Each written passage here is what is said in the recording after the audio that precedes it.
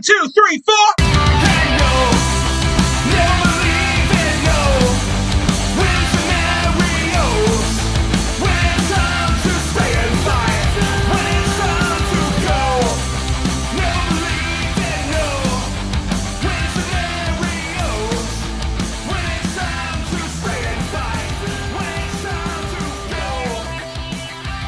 And we're back. Welcome back, ladies and gentlemen, once again to the Punk for Life podcast, episode 2.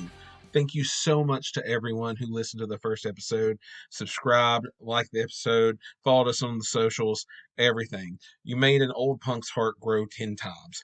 Thank you so much. I've had such awesome feedback. I've lined up some awesome guests for the coming future. And today, I just wanted to jump right into some awesome news. We're going to do today the Warped Tour Memories special. I plan on having several of these because, I went to several Warped Tours, and I think everyone deserves its own special episode. Today, I'm going to start with the first one I ever went to, Warped Tour 1998 in Seattle, Washington. We'll get into that in a moment. First, I want to give you the latest on punk news. And since it's all right now, today, about the Warped Tour and punk rock festivals, we're going to make the news all about punk rock festivals. Now let's dive into what is probably the best punk rock festival going that could hold a candle to what we used to experience with Warped Tour. It's at one stationary place, and it's the 23rd annual Punk Rock Bowling in Las Vegas, Nevada. Okay, we have Rancid and Bad Religions headlining. We got Dropkick Murphys. We got Interrupters. We got Suicidal Tendencies. We got The Damned, L7, Me First and the Gimme Gimmes, Face to Face, GBH, The Exploited, Fishbone, Agnostic Front, Cockney Rejects, Slackers, The Casualties, Roy Ellis, TSOL, Antiheroes, Hepcat, Surfboard, Chisel, CH3, Noise, Ultra Bomb, FEA, The Crowd, Sloppy Seconds, an old favorite of mine, End It, Susie Moon, and a bunch of other bands that I'm going to be right honest with you. Some I can't even pronounce, so I'm not even going to try. But that was the bulk of it. You still have so many more playing on there. One special shout out I want to give on here is definitely the Venomous Pinks. One of my favorite new punk bands going today. I would love to have them on the podcast one day. I listen to their stuff all the time. Venomous Pinks. They're on tour with everybody right now. They're killing it. Check them out. All right, so that is Punk Rock Bowling, and that is May 26th through 29th, 2023, in downtown Las Vegas. I've never gotten to go, but it's a dream. There's two things I want to do in Vegas. Neither of them are gambling. I want to go to the Star Trek Las Vegas, the STLV convention down there that everybody goes to every year. It looks amazing. And I want to go to the Punk Rock Bowling Festival. Okay, so that's the big one, and that has all already been announced. Now, this week was full of announcements, so I was trying to catch up with it. Before we get into another festival, here's kind of a halfway fest. This is kind of interesting. Okay, so NoFX has said since, last year that this coming year, 2023, will be their final tour. They're doing 40 years, 40 cities, 40 songs per day with special guests. Now, while they haven't announced every city yet that they're hitting, they did announce several the other day, and it went on sale Friday, and some is already sold out. So they're doing 2-night stands at most of these places. In Austin, Texas on 4/22 and 4/23. San Diego just on 5/13. San Diego, California, of course. Columbus, Ohio on 6/24, 6/25, which is the closest to me, but unfortunately I won't be able to go. It doesn't look like. Tacoma, Washington on 7/22 and 7/23. You got San Francisco, and you got St. Petersburg, Florida. That's the last one listed on 9/30. Now, I wanted to go real bad. I talked about it with my wife, talked about it with some friends. But when this was first announced, I was like, okay, yeah, sure. Drive to Columbus for the nights on a Saturday, sure. Be able to catch the Saturday show, maybe not the Sunday show. Got work on Monday. But, go for the Saturday show, catch 40 songs. This is going to be awesome. Well, you start looking at the tickets, and all of a sudden you realize, no, it's like a mini festival itself. It's like a mini camp out. There's beer tickets, there's camping tickets.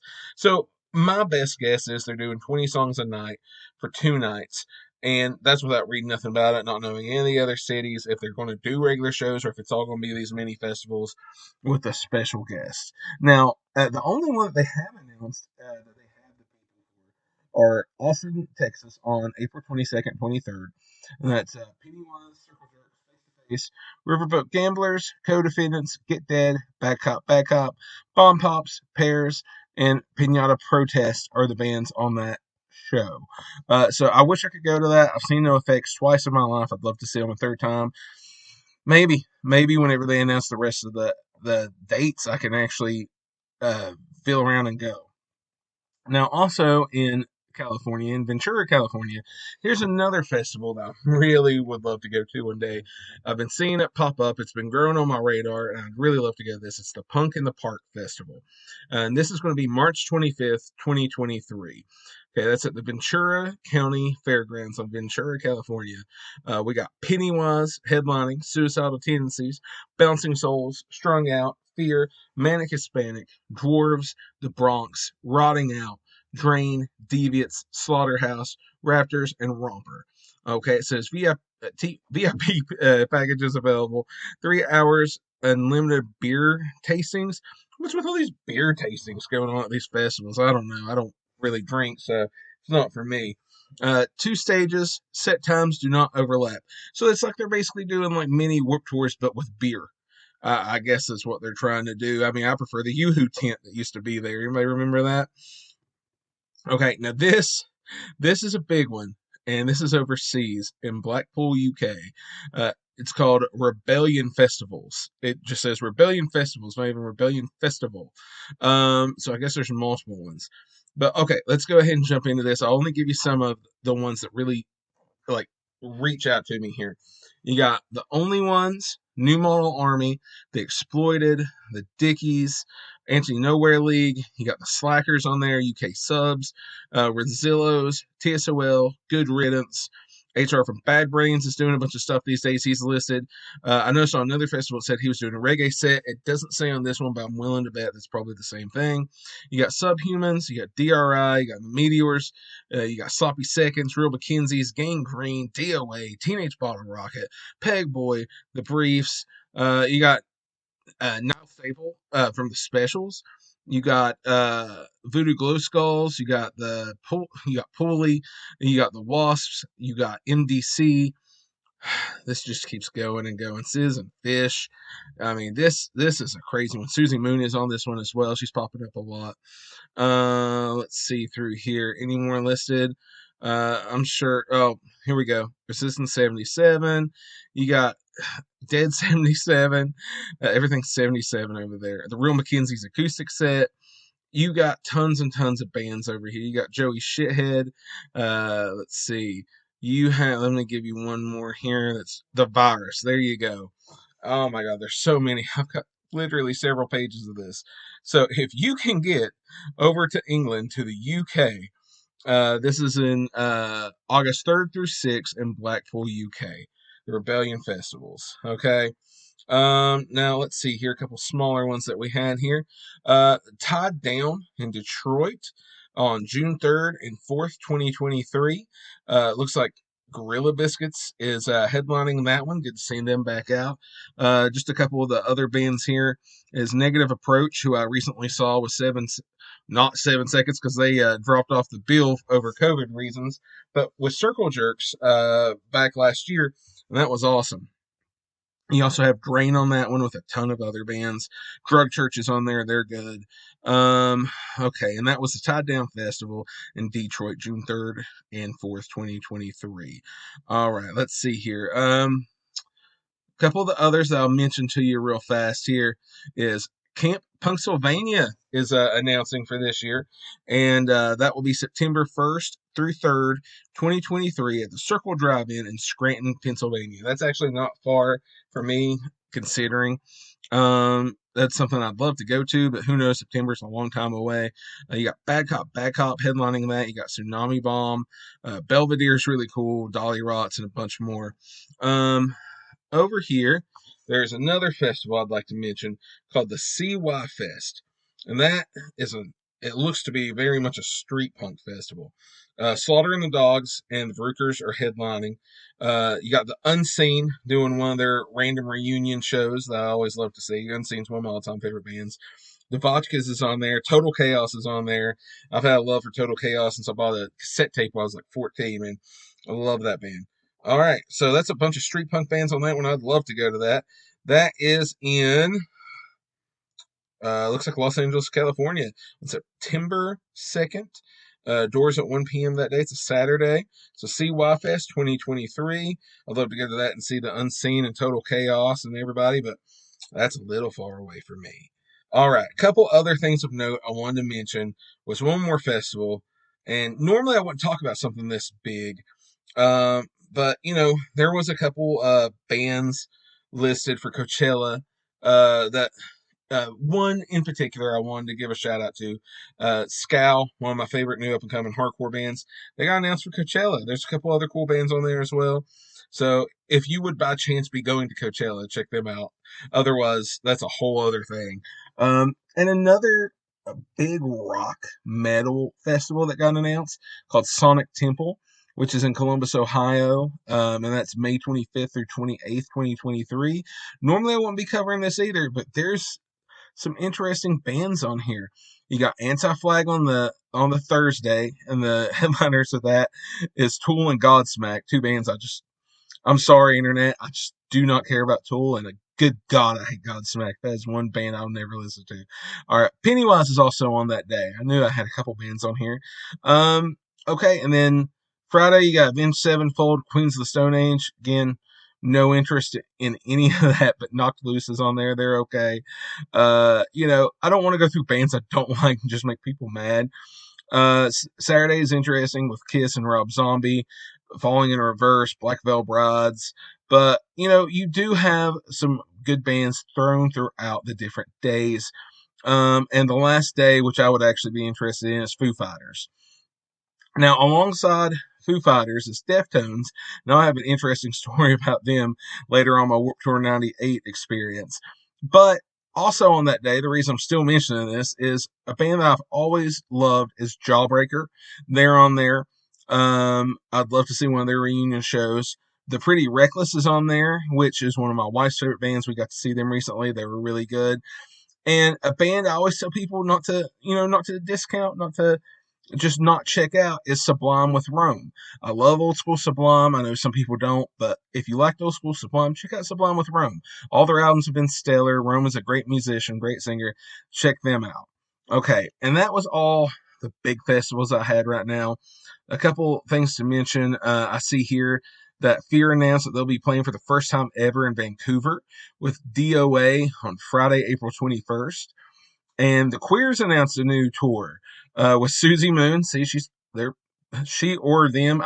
I'll be honest with you, I'm really not sure. It's Susie Moon and the Raging Nathans are popping up everywhere. But that goes from March 29th to April 15th. Has the closest one to me is Covington, Kentucky, Louisville, Kentucky, Dayton, Ohio, Akron, Ohio. So not that far from me. I might be able to check out one of those. They go through New York, Pennsylvania, North Carolina, South Carolina, Georgia, Alabama. Check out the page for details on here. The Queers with Susie Moon and the Raging Nathans on tour in 2023. All right, that's some of the big news going on right now. If you have any news that you ever see that you would like for us to discuss here on the podcast, please feel free to send it to me. At Punk for Life Pod on Instagram, at Punk for Life Pod on Twitter. You can always hit me at Falls Rotten on anything. And the email, if you ever want to email us, is punkforlifepod@gmail.com. Or again, fallsrotten@gmail.com. All right, so I guess we're doing this. We're going to get into it. The Warped Tour Memories 1998 edition. Okay, I talked about a lot of these bands last week in the introduction because so many of these bands that I saw for the first time, heard for the first time at this festival or right before this festival made such a huge impact on my life. I cannot even begin to imagine what my life would be without it. Okay, so what I want to like to do is I'll give you the basics of the show, and then I'll kind of take you through the day with as best as I can remember how the bands came. Now, some of these might be reversed, mixed up on what what order they came in, but I definitely know I saw all these bands. And there was a ton more bands I did not see. I wish I had. But these are the bands I most definitely remember seeing.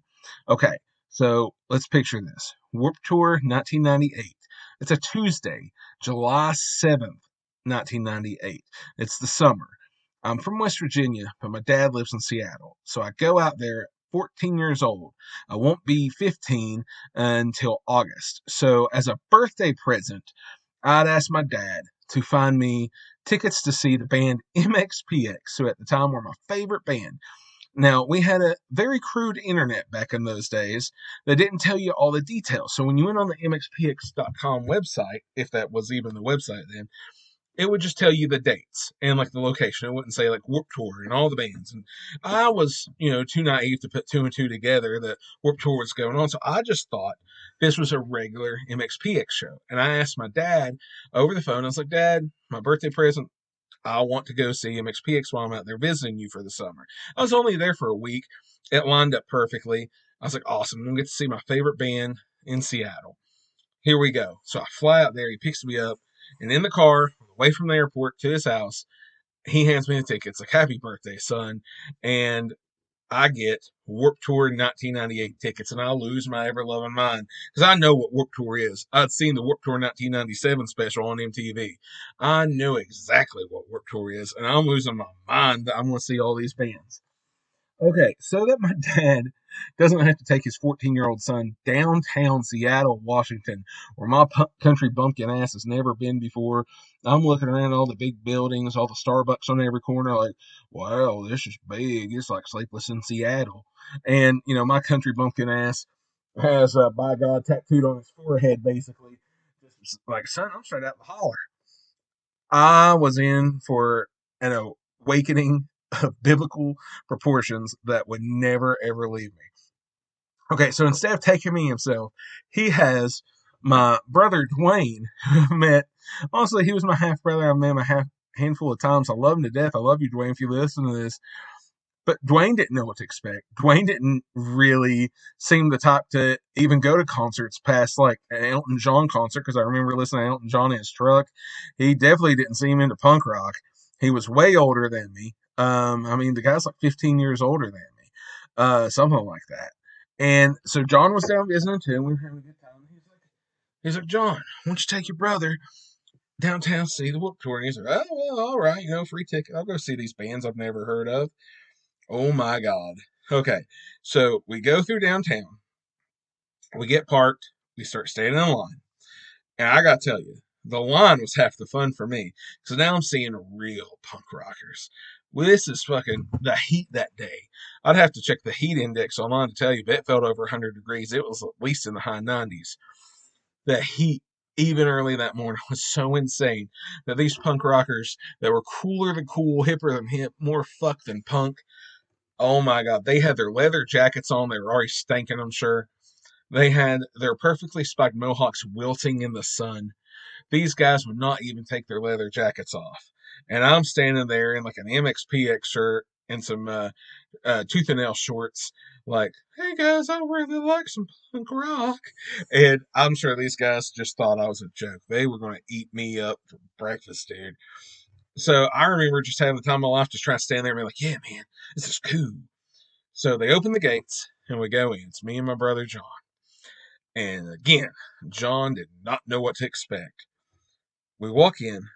First thing we come upon, first band of the day. It was on a side stage, and it was the Bouncing Souls, who I'd heard of, probably had them on a comp, but was not very familiar with. And the very first thing that happens is they come out there, you hear some feedback, you hear a little tuning, and then the singer grabs a megaphone and into the mic with a megaphone starts going, here we go, here we go, here we go, here we go, here we go, here we go, here we go, here we go, here we go, here we go. Here we go, here we go, here we go. And then the band comes in. Everybody starts a circle pit right there. It was insane. It was awesome. It was one of the best things I've ever seen in my entire life. Made me an instant Bouncing Souls fan till the day I die. I love them so much.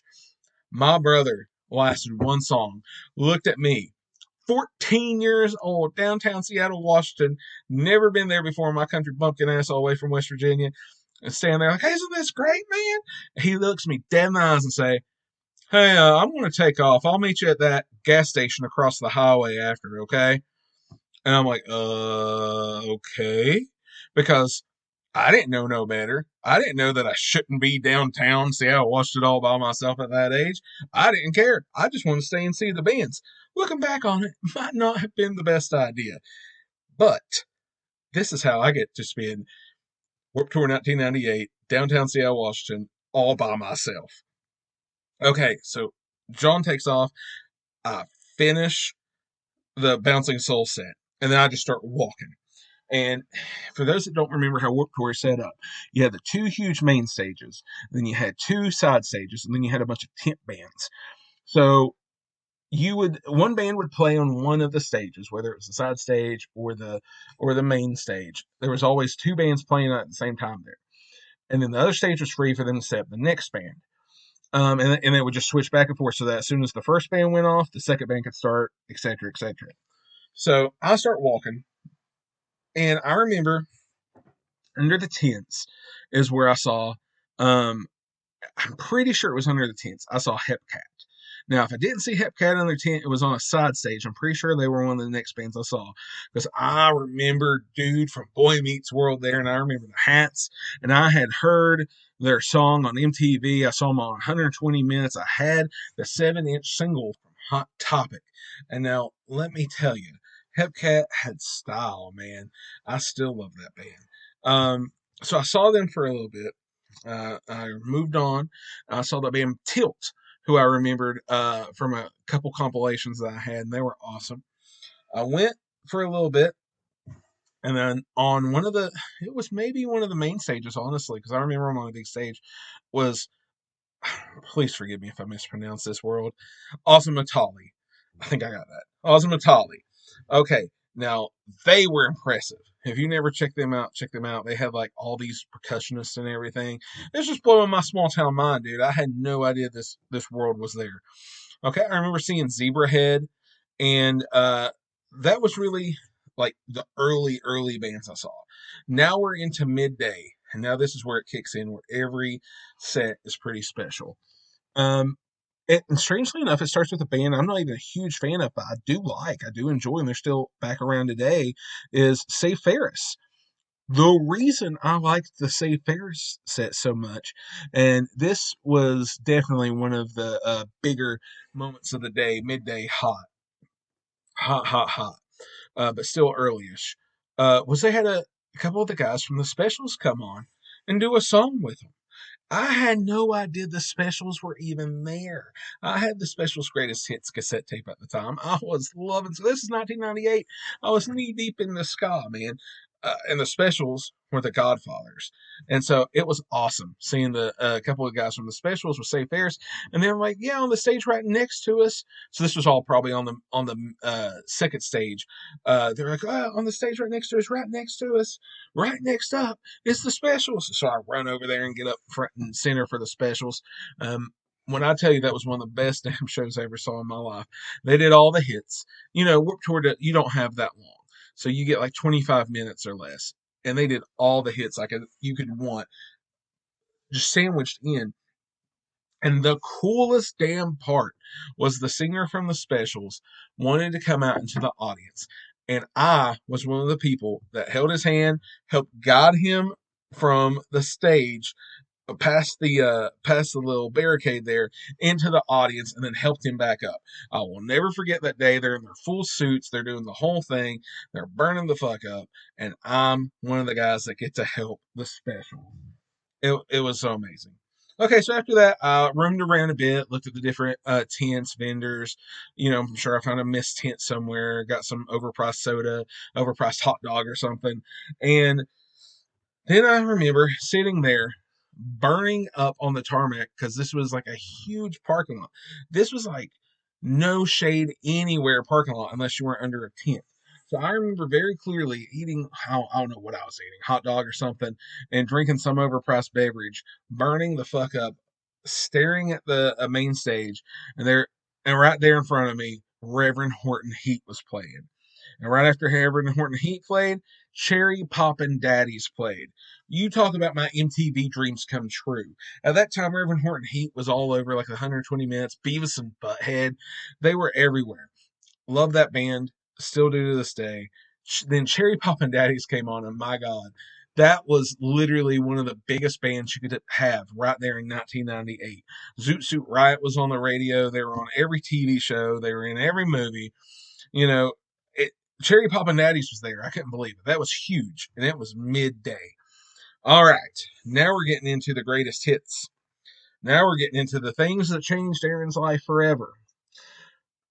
This started my one of, I'm going to guess 7 now, times seeing the band Less Than Jake. This is still my favorite. Uh, they had not only all the members and all the horn players and everything on stage crammed on playing, they had 2 guys in costumes running around with super soakers, soaking the audience, and then just like throwing junk, like throwing little squirt guns, just doing all kinds of tricks. Um, I remember one guy had the Less Than Jake mascot mask on. One guy was dressed as like a clown, and it was totally awesome. I've seen video footage of that somewhere, and you can see my head bopping up and down the whole time, right down in the middle. And at the time, I had green hair. You can find me because I think I was wearing a black shirt, which was a mistake. That said, no, I was wearing my MXPX shirt. That is right. I was wearing my MXPX fan club shirt that day. So it's a gray shirt. Is another Warped Tour I was thinking about with the black shirt. Sorry. The gray MXPX fan club t shirt. And then I had green dyed hair that day. Freshly dyed green hair. And it was short. My hair was short. That'll come back into the story later. Okay. So I'm watching Less Than Jake play. Changing my life forever. I now want to be in a ska punk band more than anything in the world. And I then go and get to see my favorite band in the whole wide world at the time, MXPX. And buddy, in Seattle, Washington in 1998, you would have thought that MXPX was the Beatles or the Rolling Stone. You did not see another band have that big of a draw. You did not see all the other bands and people coming out of the woodwork to watch them from the side of the stage. They were huge. Life in General was happening. Their major label debut had just came out, and that's what they were. It was like a huge big push for them, but Life in General is still like one of the main albums that everybody was rocking. And 30 minutes was not long enough. Even though they played fast, they played so many songs, it was still not long enough. It was one of the best things that my eyes had ever seen at that point. And then I got to go around to a couple of the merch tables I remember around that time, including the MXPX table, where kind of like a paper cup that had I think it was just promo uh, for the new album that came up. I remember it had the Poking at Your Punks on one side, the MXPX logo on the other side. And I still have that somewhere in a box. It was just a white paper cup. I remember that. I got from their table. I'm sure I bought a couple things, stickers or whatever. And then I saw Mike Herrera standing over to the side, the singer of MXPX, standing over there signing autographs. And I, took my Warped Tour ticket out instantly out of my pocket, made my way over like the biggest fanboy ever in my MXPX fan club t-shirt. It's like, thank you, Mike. Could I please get an autograph? That was amazing. And he was like, yeah, sure, kid, and signed that autograph. And to me, that was like the skies parting and God coming down, being like, "Yeah, man, here's an autograph. Thanks. I'm a big fan of your work, God. Thanks, buddy." Um, Funny story is Mike came to Huntington, West Virginia, and I got to go to that years later, like 15 years after the fact. And he played an acoustic set at a small bar we used to play there all the time. And I wanted to bring that story up to him, but I never did. But I did get a picture with him that day. So if you look on my Instagram, Facebook, whatever, you'll find a picture of me and Mike Herrera years later. And I still have that same shit-eating grin on my face. Oh my God, hey, Mike Herrera. All right. So moving on.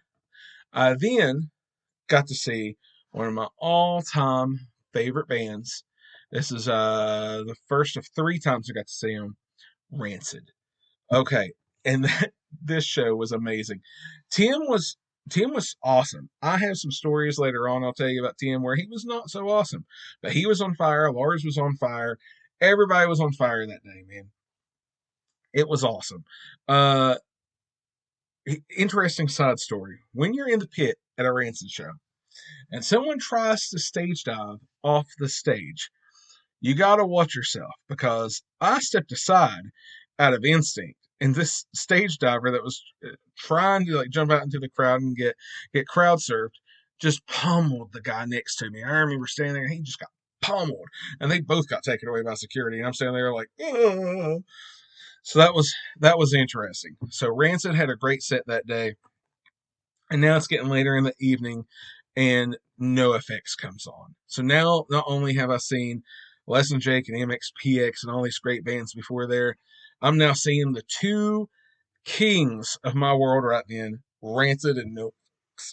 Sorry about that. NoFX.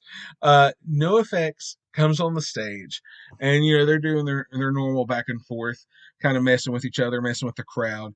But as soon as they start, there's no denying how amazing NoFX is, especially during that time. So Long and Thanks for All the Shoes time. That's still one of my favorite albums by them. I was talking about that last week. Love that album. They played the hits. You know how it is. You get 25 minutes, you play the hits, and they did not disappoint. I remember Fat Mike was shirtless that day. That will stick with you. And so then this was a strange one. So, and mind you, this was the last three bands on the main stage that day. So, or I guess the last four. It'd be Rancid and then NoFX, into Deftones were the band before last that day. I guess just because they were so huge. But why was Deftones there? But Deftones played. And all I can remember is the lead singer being drunk as hell, slurring, missing words, and his pants dropping down the entire show, and all you see is his ass crack. The entire show. And I remember the sun starting to go down a little bit around this time.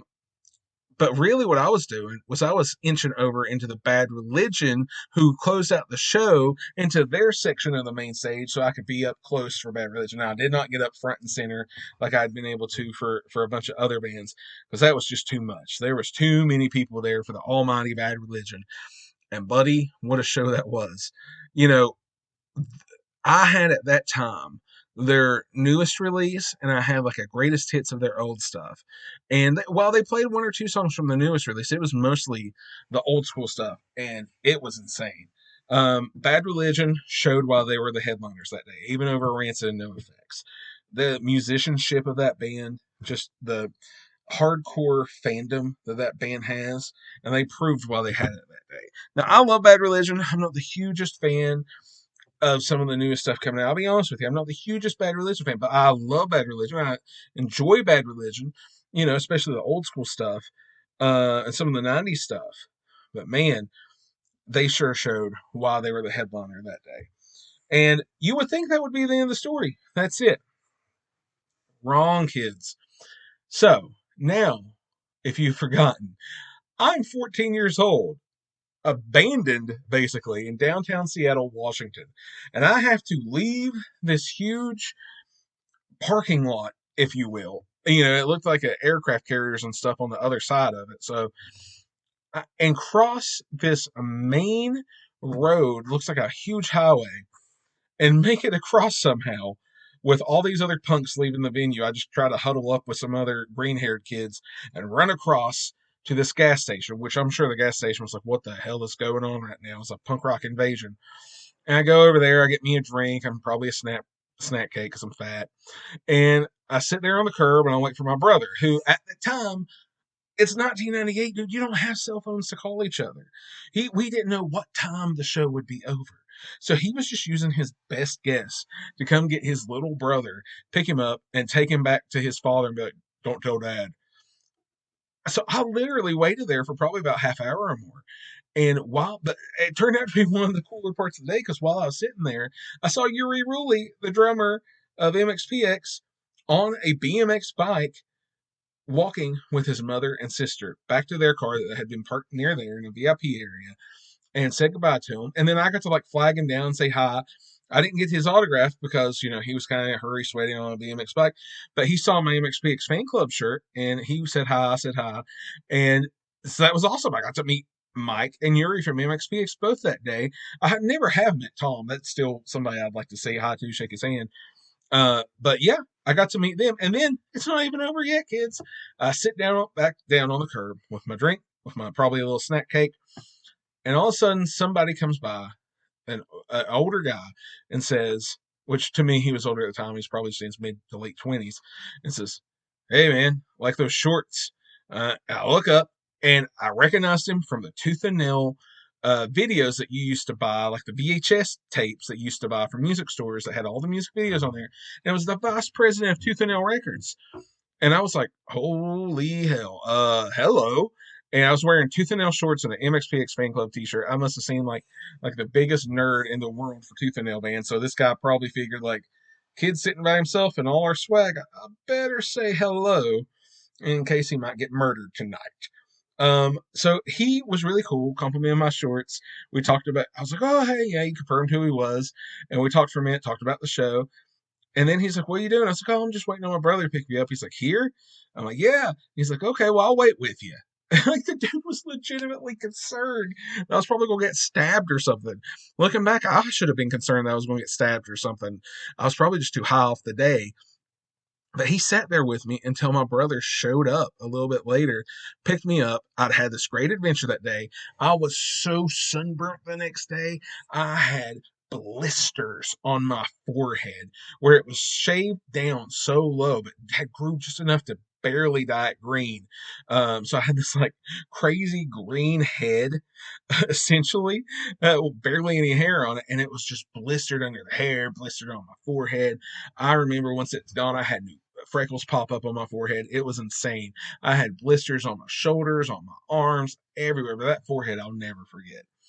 But that, in a nutshell, was one of the best days of my entire life. Warped Tour 1998, downtown Seattle, Washington. Like I've said 100 times this podcast, me, myself at 14 years old, reckless abandon. I was literally just abandoned downtown. I was like, there you go. Tough it out, kid. And buddy, did I. I don't remember buying much that day because I didn't have the money, I'm sure. Probably spent whatever money I had on like 2-3 drinks and a snack cake or a hot dog. But man, I got that MXPX cup somewhere. I got a ticket signed by Mike Herrera somewhere, and memories that will last a lifetime. So that was Warped Tour Memories 1998. Thank you guys so much for listening. If you want to write in with any of your own stories about Warped Tour or festivals or show or any crazy punk rock memories, just write in to punkforlifepod at gmail.com. Instagram, I'm usually pretty quick to get back to you at punkforlifepod, Twitter at punkforlifepod, or any of my at Fozrons. I'm everywhere. I even uploaded some TikToks today. I uploaded some YouTubes today. Come find me. I'm always on there. I'll get back to you as soon as I can. I would love to read your stories, or maybe, even one day get you on here. I have a bunch of guests lining up. Pretty much takes up all of January, some into February. So, maybe we can get you on later if you have any stories that you want to come on and tell. All right. And that definitely goes for any band guys. I don't care if it's the same old cliches. I like hearing from different people and seeing their point of views. But yeah, so I did the punk rock news. I told you my punk rock story. Gonna throw on some music by my old band on here, by my band, Bold to Go. If you didn't notice last week, we were the opening and the ending. Pretty sure I'll just keep it no win scenarios. I love Bold to Go. I hope everybody goes checks us out on Spotify, Apple Music, whatever you want. We had an album out on Coffin Curse Records, but guess what? Every CD, every vinyl, all sold out. You can still get some cassette tapes on Lo-Fi DIY Records. I know for a fact that Justin and Susie still have some cassette tapes, so go hit them up if you'd like that.